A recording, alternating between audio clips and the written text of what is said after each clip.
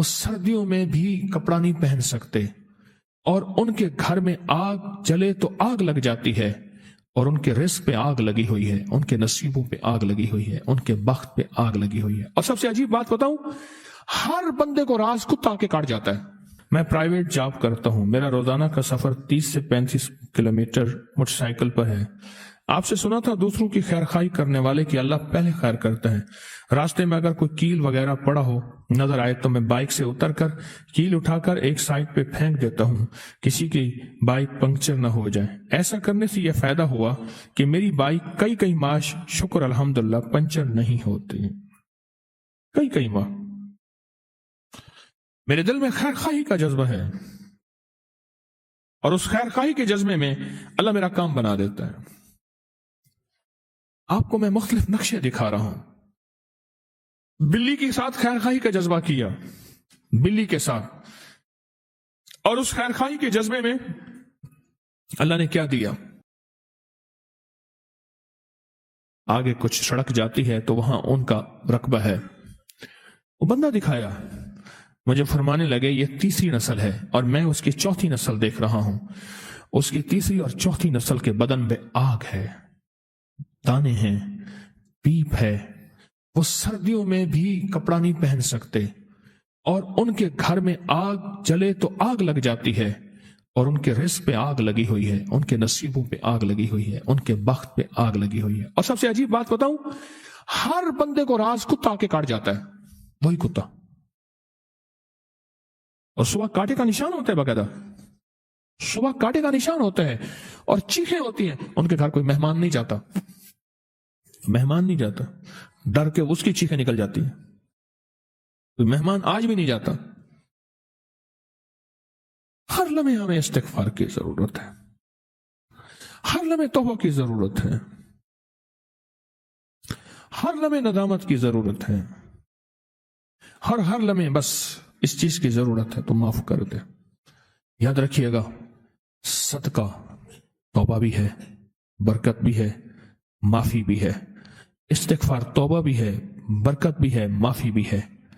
کسی کو کھانا کھلانا، کسی کی مالی امداد کرنا، کسی کو اترا ہوا کپڑا دے دینا، کسی کو جوتا اور ضرورت کی زندگی دے دینا، یہ بہت بڑے اللہ کے غصے کو ٹھنڈا کر دیتا ہے، اللہ کے آئے عذاب کو ٹال دیتا ہے۔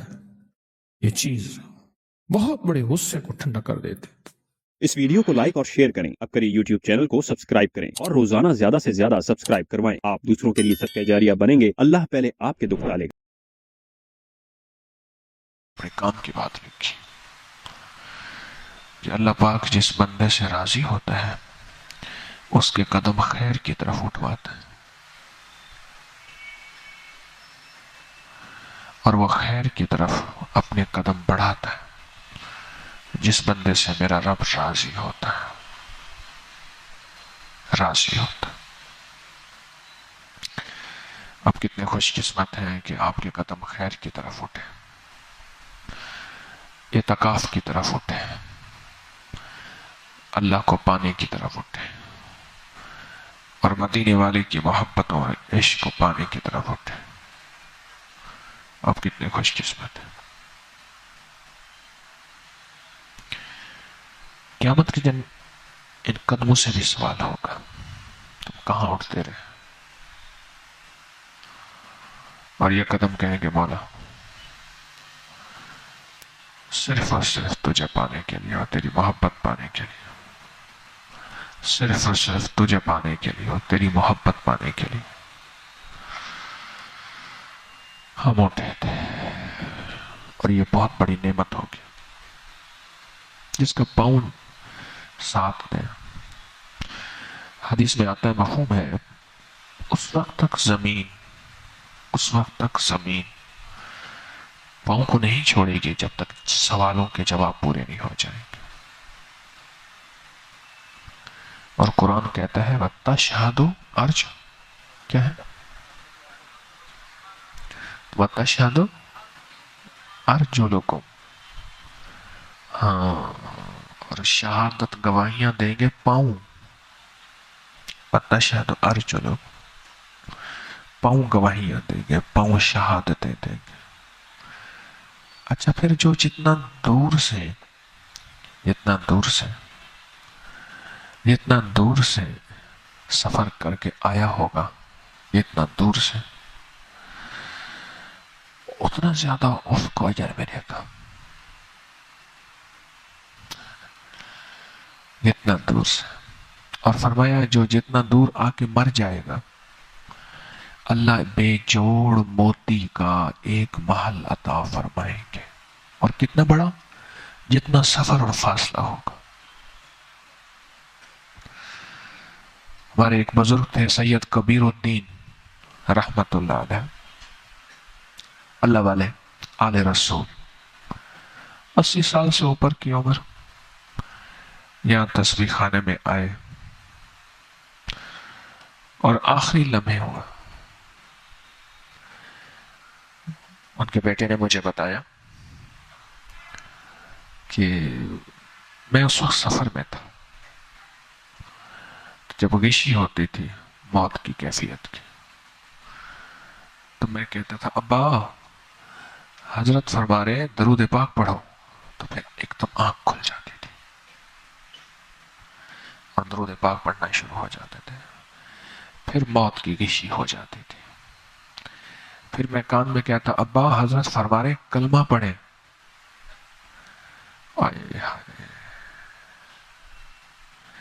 تو پھر کلمہ پڑھنا شروع ہو جاتے تھے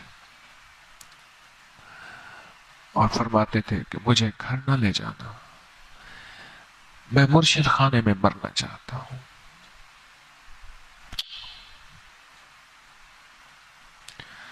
اور کفن اپنا ساتھ تھا اور تسبیح خانے میں فوت ہو گئے اور تسبیح خانے میں جنازہ ہو. اور یہاں سڑک کے پار قبرستان میں ان کی قبر بن گئی، مزار بن گئی. اور اپنی نسلوں کے لیے پیغام چھوڑ کر گئے، خیال کرنا جس جگہ کی میں نے اتنی قدر کی ہے اس کی بے قدری نہ کرنا. جس جگہ کی میں نے اتنی قدر کی ہے اس کی بے قدری نہ کرنا، چاہے حالات جیسے بھی آ جائیں. کبھی خوشی کا حال، کبھی غم کا حال، کبھی چاہتوں کا حال، کبھی گھبراہٹوں کا حال جیسے بھی آ جائے اپنی نسلوں کے لیے پیغام چھوڑ کر کے. میں نے پہلے بھی عرض کیا تھا لاہور والوں سے کہ ان کی مزار پہ جایا کرے، انہیں پڑھ کے ہدیہ دیا کرے.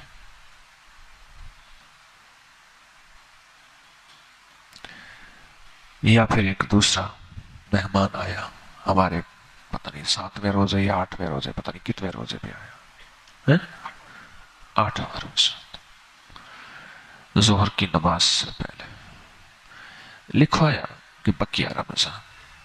غسل کیا، اپنے آپ کو پاک کیا، وضو کیا، طہارت حاصل کی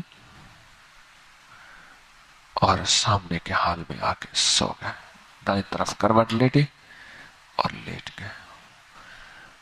اور 1 بجے نماز ظہر ہوتی ہے اور خادموں نے کہا جی اٹھے جی نماز ہو رہی ہے. وہ تو اللہ کے پاس چلا گیا تھا بندہ. مجھے بلایا، میں آیا تو اس کے چہرے پہ میں نے دیکھا ایک سکون تھا اور اس کا چہرہ کہہ رہا تھا میں بقیہ رمضان تک یہی رہوں گا. اور اس کا چہرہ کہہ رہا تھا میں ہر رمضان یہی رہوں گا.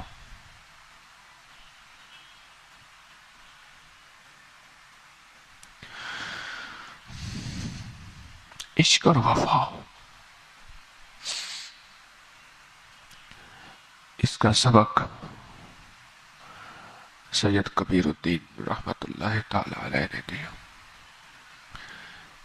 میرے لیے بھی، آپ کے لیے بھی، اور اپنے بیٹوں اور نسلوں کے لیے بھی.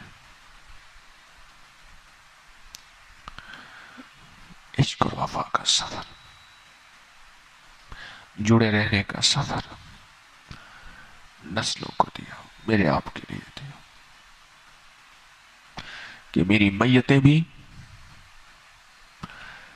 عشق کے ساتھ عاشق کا جنازہ ہے اس طرح دھوم سے نکلے.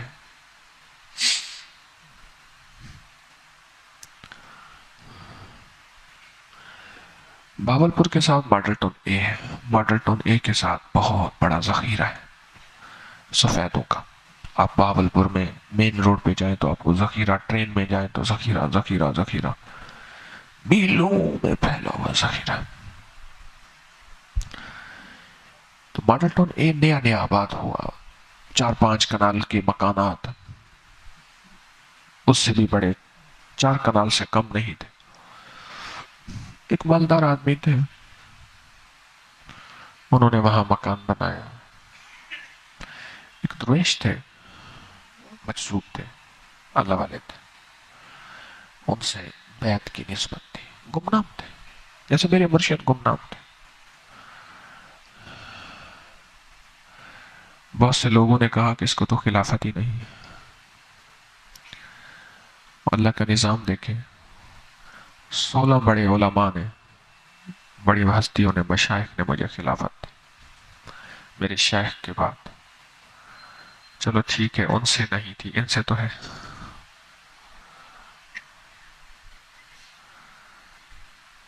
تو بعض درویش گمنامی میں زندگی گزار کے چلے جاتے ہیں. وہ درویش گمنام تھے اور بنگلہ بنوایا، کوٹھی بنوائی، تو ان کو بلوائے. یہ واقعہ سناتے تھے ہمارے ایک بزرگ تھے مولانا محمد عبداللہ صاحب رحمۃ اللہ علیہ. میرے بھی استاد تھے اور میرے والد رحمۃ اللہ علیہ کے بھی استاد تھے. پکا لاڑا الہ آباد کے تھے، لیاقت پور کے ساتھ. تو مرشد کو منت کی کہ حضرت میرے گھر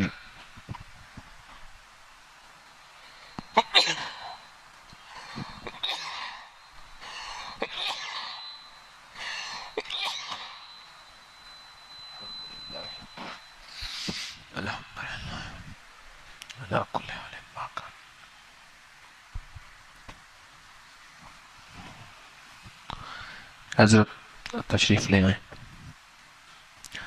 دعا فرما دیں.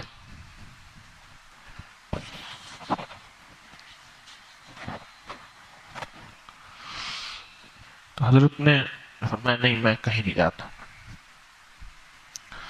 خیر بہت منت کے بعد شیخ کو لے گئے. ایسے دیکھ کے کہنے لگے ہو فرعون نے محل بڑھایا، برتا ہے بڑا اچا بنایا. فرعون نے بھی محل بنایا تھا، وہ تیرا محل بڑا اچھا. جلدی کر جزیہ نکال، جلدی کر جزیہ نکال اس محل بنانے کا. اس دور میں کئی ہزار روپے لے لیے مرشد نے. جلدی کر جزیہ نکال. اور ساتھ ہی ایک غریب کی بیٹی کی شادی تھی، چپکے کے اسے دے دی. ایک دفعہ مرشد نے فرمایا کہ پیغام بھیجا، میرے پاس فوراً پہنچو. دنیا داری کی زندگی تھی، کچھ مشغولیت ہو گئی، مرشد کی خدمت میں نہ پہنچے. پھر کوئی بعد میں پہنچے تو جلال میں بیٹھے تھے. فقیر کی دعا بھی بڑی تاثیر رکھتی ہے اور بد دعا بھی بڑی تاثیر رکھتی ہے. جلال میں